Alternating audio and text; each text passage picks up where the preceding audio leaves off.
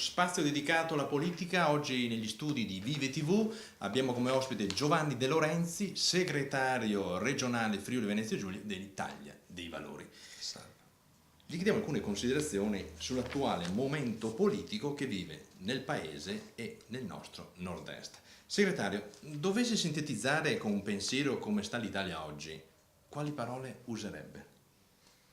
Ma c'è una grande presenza di incertezza, c'è molta insicurezza, si legge un'assenza di vision.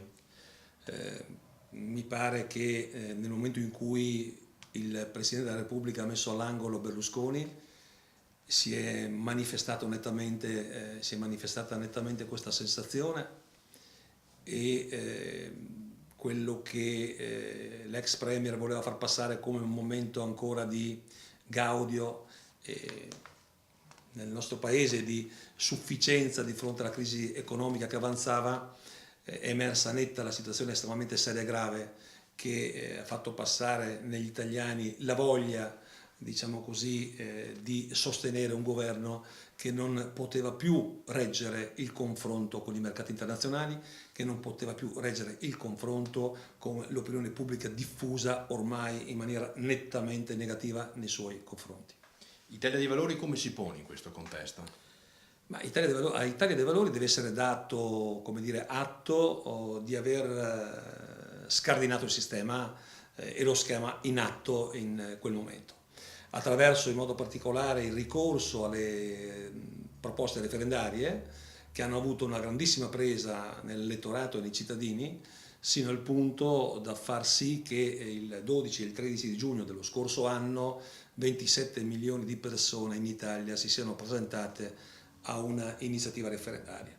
Ora, Italia dei Valori ha a cuore, diciamo così, la partecipazione democratica dei cittadini che nel frattempo ha perso considerazione nei confronti della politica e dei partiti in modo particolare, proponendosi come un partito capace di mettere in rete la richiesta di partecipazione, come un partito capace di restituire la possibilità ai cittadini di essere chiamati in causa e di rispondere attraverso le iniziative popolari che la Costituzione ci consente. Quindi il ricorso ai referendum, il ricorso alle petizioni, il ricorso alla raccolta di firme per far sentire forte la voce dei cittadini sono attività che Italia dei Valori mette in campo quotidianamente, ma non come mero esercizio demagogico, ma con il reale intendimento di offrire prospettiva e di portare la politica a un livello alto e nobile. L'Italia dei Valori è visto dagli altri partiti, quelli maggiori, come un elemento di disturbo. Non converrebbe anche a voi uniformarvi?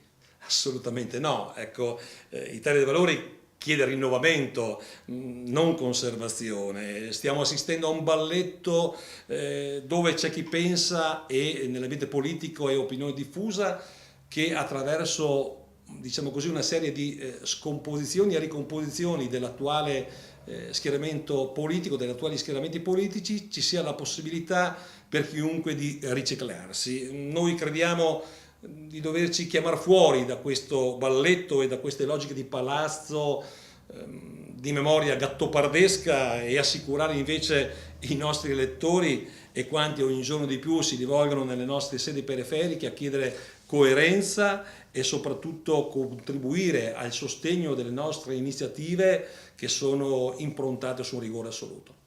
Dal livello nazionale al regionale, con quale schema Italia dei Valori auspica di partecipare al governo della regione? Ma semplicissimo e chiaro, alla luce del sole, un centrosinistra con perno su Partito Democratico, Italia dei Valori, Sinistra, Ecologia e Libertà.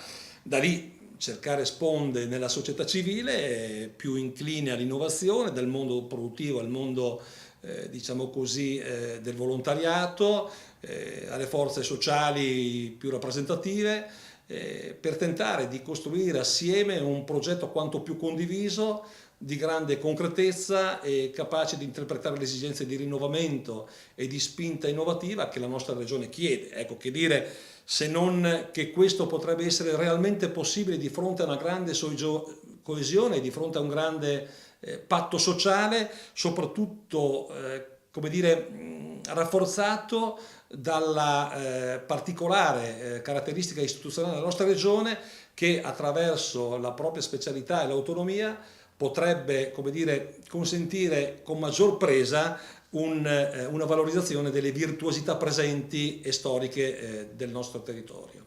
Cosa chiede ai possibili alleati? Riconoscete la leadership del Partito Democratico o ritenete di ricorrere alle primarie per l'individuazione del candidato a presidente della regione Friuli Venezia Giulia? Ma chiediamo coerenza con la spinta popolare referendaria dello scorso mese di giugno, riconosciamo la leadership del Partito Democratico nel momento in cui ritenesse di candidare alla presidenza della regione il proprio candidato più autorevole, ossia il suo segretario regionale, e viceversa credo che un ricorso alle primarie diventerebbe un percorso obbligatorio. Ringraziamo Giovanni De Lorenzi per la sua disponibilità. Grazie e ci vediamo al prossimo appuntamento di Vive TV dedicato alla politica. Non mancherò, grazie.